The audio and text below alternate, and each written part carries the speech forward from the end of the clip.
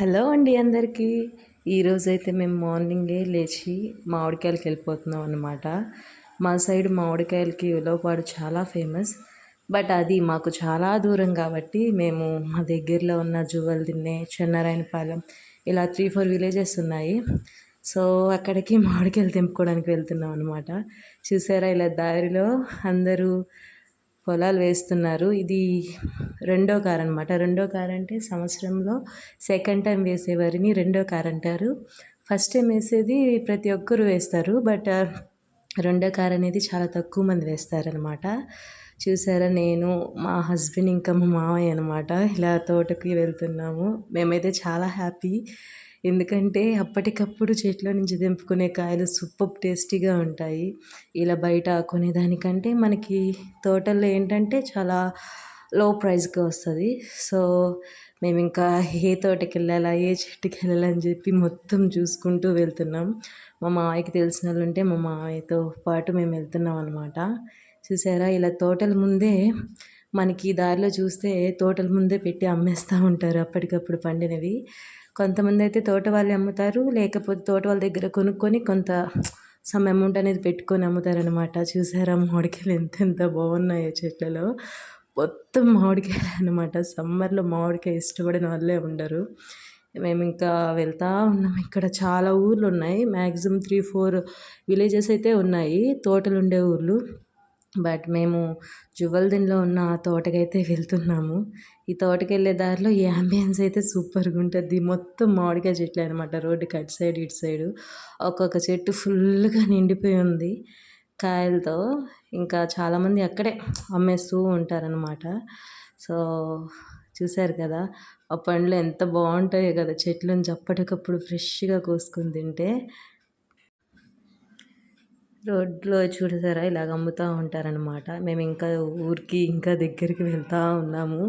మాకైతే సూపర్ ఎక్సైట్మెంట్గా ఉన్నింది. నేనైతే ఫస్ట్ టైం ఇలా వెళ్ళడం. చిన్నప్పుడు వెళ్ళానంట, బట్ నాకు అది ఊహ తెలియనప్పుడు నన్ను తీసుకెళ్ళారు మా పేరెంట్స్. సో మధ్యలో మొత్తం మామిడి తోటలే. మేము ప్రజెంట్ వెళ్ళేదైతే జువ్వలదిన్నెకి.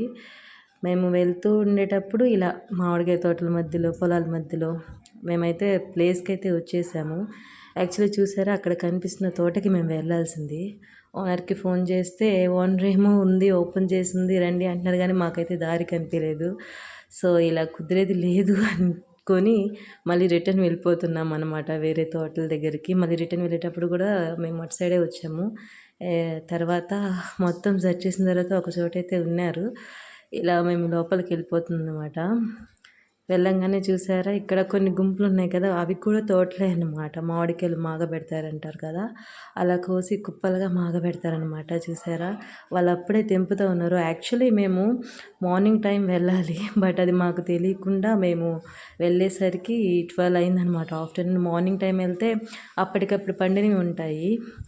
మార్నింగ్ టైము అయిపోతే ఇంక అందరు కోసుకెళ్ళిపోతారు కదా, మాకైతే దొరకలేదు. కాకపోతే ఒక 2-3 డేస్లో పండే ఉన్నాయన్నమాట. మేము అందుకే చెట్టుని సెర్చ్ చేస్తూ ఉన్నాం, ఏ చెట్లు కాయలు కొయ్యాలా అని చెప్పి. ప్రజెంట్ అయితే ప్రతి ఒక్క చెట్లు బాగున్నాయి, కానీ మనకి కావాల్సిన సైజు, మనకు కావాల్సిన షేప్లో మనం చూసి కోసుకోవచ్చు అనమాట. చూసారా ఎంత బాగుందో ఈ మామిడికాయ. అసలు నాకైతే అక్కడికప్పుడే కోసుకొని తినాలనిపించింది. బట్ ఇంకా బాగా పండుంటే ఇంకా బాగుండేది.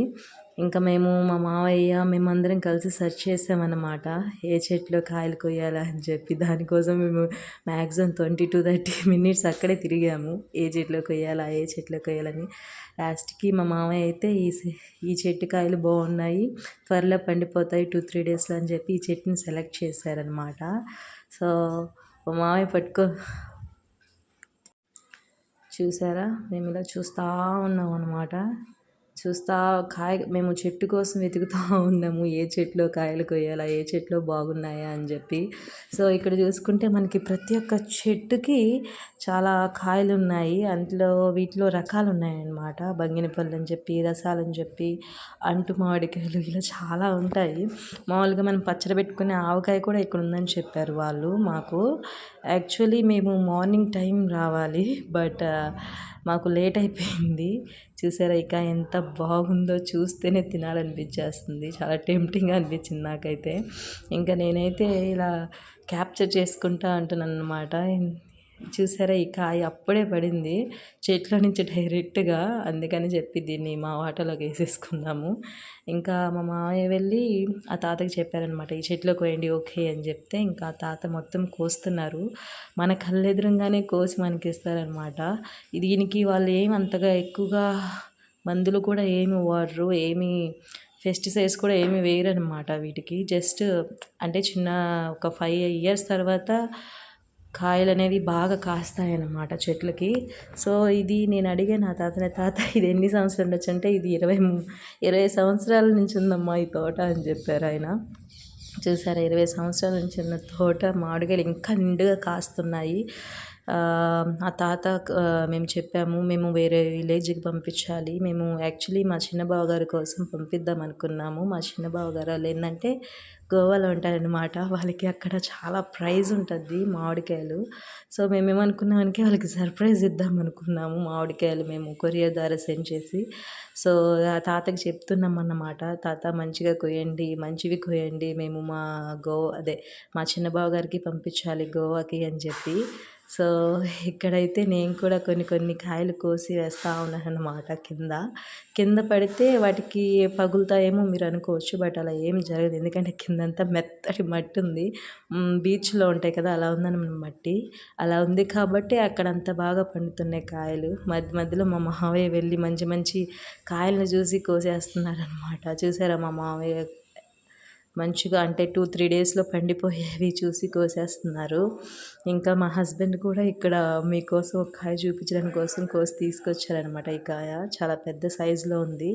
అప్పటికప్పుడు మనం ఫ్రూట్స్ పిక్ చేస్తుంటే చాలా తెలియని ఒక హ్యాపీనెస్ అనమాట. అదే బయట కొంటే ఏం వేస్తారో తెలియదు, ఎప్పుడు మగ్గ పెడతారో తెలియదు, ఏమీ తెలియదు. ఇలా ఆ సైడ్ అయితే ఈ ఆపర్చునిటీ ఉంది, ఎందుకంటే దగ్గరలో ఉంది కాబట్టి మేము వెళ్ళాము. లేదంటే మేము కూడా 200 అలా పెట్టి కొనుక్కోవాల్సిందే బయట. ఇక్కడ 1 కేజీ వచ్చి 45 రూపీస్ పడింది.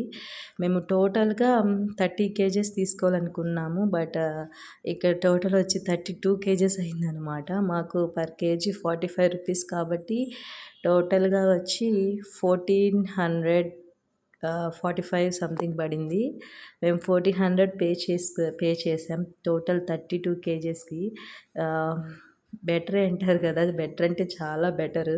ఎందుకంటే బయట మనం 1 కేజీ 150, 200 పెట్టి కొంటున్నప్పుడు ఇక్కడ 1 కేజీ 45 రూపీస్కే. అది కాకుండా మనకు కావాల్సిన కాయలు మనకి ఏ సైజులో కావాలి, ఎంత మంచిగా మగ్గినవి కావాలని చెప్పి చూసుకొని తీసుకుంటాము.